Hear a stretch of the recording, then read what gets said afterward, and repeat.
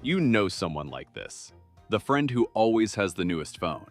The coworker who drives a car nicer than their salary should allow. The person on your feed in designer clothes eating at restaurants you have only seen in photos. You look at them and you assume one thing: they must be doing well. Here is the part that will change how you see almost everyone you know. Looking rich and being rich are sometimes opposite conditions, and the reason has very little to do with income. It has everything to do with how your brain processes status, visibility, and the difference between a number you can see and a number you cannot. This is the psychology behind why the people who look the wealthiest are often the closest to broke.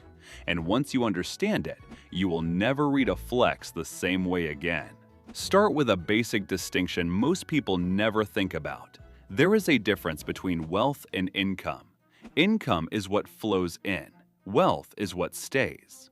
A person can earn an enormous income and have almost no wealth because every dollar that comes in immediately leaves again, spent on the visible signals of having made it. Meanwhile, a person with a modest income can quietly accumulate real wealth because they are not spending to be seen. The economist Thomas Stanley spent decades studying this exact gap. In his research, later published in the best-selling book The Millionaire Next Door, Stanley found something that surprised even him. Most actual millionaires in America did not look like millionaires. They drove older cars. They lived in modest homes. They were, by appearance, almost invisible. Meanwhile, many of the people who displayed obvious wealth, the expensive cars, the designer labels, the visibly luxurious lifestyle, had shockingly little in actual net worth. Stanley called this the difference between being rich and looking rich, and he found that the two were statistically often inversely related. Why would this happen? The answer sits inside a psychological concept called signaling theory. Humans are wired to use visible markers as proxies for invisible qualities. You cannot see someone's bank account. You cannot see their savings rate or their investment portfolio.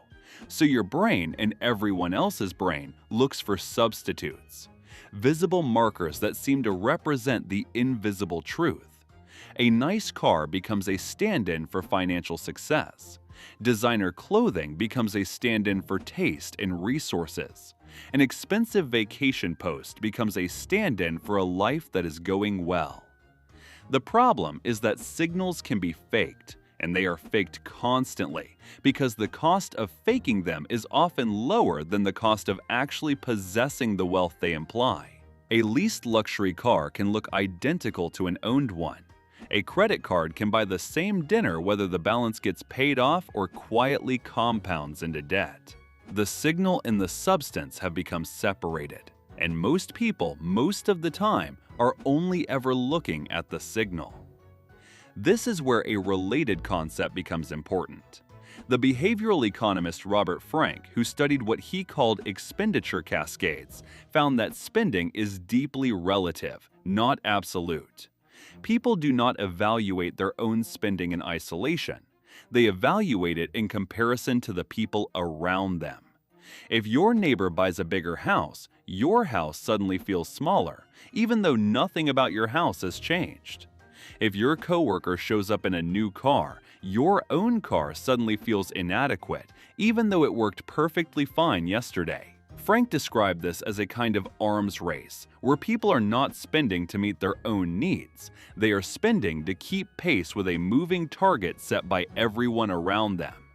And here is the trap inside that arms race. The people most likely to overspend on visible status are often the people who can least afford to. This sounds backward until you understand the psychology underneath it. If your financial position already feels precarious, the social cost of looking poor becomes unbearable. So the spending is not reckless indulgence, it is a desperate attempt to manage how others perceive you, because the alternative, being seen as struggling, feels like its own kind of danger. Daniel Kahneman's research on loss aversion explains part of why this status spending feels so urgent. Losses register in the brain roughly twice as intensely as equivalent gains. Losing social status, even just the appearance of it, registers as a loss. And the brain, wired to avoid loss more than it seeks gain, will go to significant lengths, including financial ones, to prevent that perceived loss from happening. Buying the new phone is not about the phone. It is about avoiding the feeling of falling behind in a race you never agreed to enter. There is also a deeper evolutionary layer underneath all of this. For most of human history, status was directly tied to survival. Higher status meant better access to resources, mates, and protection. The brain that evolved inside that environment did not develop a separate system from modern economic reality, where status display and actual resources can be completely disconnected from each other. Your brain still treats visible status as a survival signal, even in a world where a financed luxury car and an unpaid credit card balance can produce the exact same visible result as actual wealth. This explains a behavior that confuses almost everyone who has not studied it. Why would someone who is financially struggling spend money on something that makes the struggle worse? The answer is that the spending is not solving a financial problem. It is solving a psychological one. It is managing the gap between how a person feels internally and how they fear being perceived externally. And in the moment of the purchase, that psychological relief feels real, even though the financial consequence is just as real and arrives later, quietly, in the form of debt that nobody sees, because debt, unlike a new car, is invisible. This is the core asymmetry that makes the entire phenomenon possible. Wealth is invisible. Debt is invisible. Spending is visible. Which means the only information your brain actually receives about other people's financial lives is the part most likely to be misleading. You are pattern matching off the least reliable signal available, and so is everyone judging you.